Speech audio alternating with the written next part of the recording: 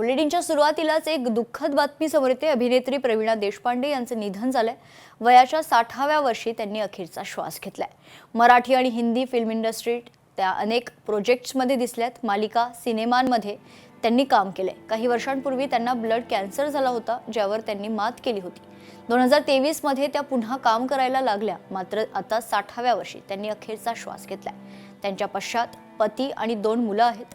प्रवीणा देशपांडे यांनी घर एक मंदिर, कुमकुम, करम अपना अपना आणि कुल्फी कुमार बाजेवाला या मालिकांमध्ये काम केले। तसंच जलेबी, सलमान खानचा रेड्डी या सिनेमातही त्या झळकल्या होत्या। नुकतंच इम्रान हाशमीच्या तस्करी वेब सिरीजमध्ये देखील त्यांना पाहिलं गेले।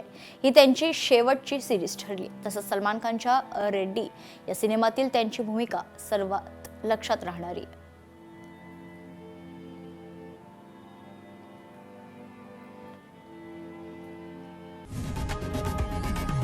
लोकशाही मराठी ऐका, पहा, जागरूक रहा।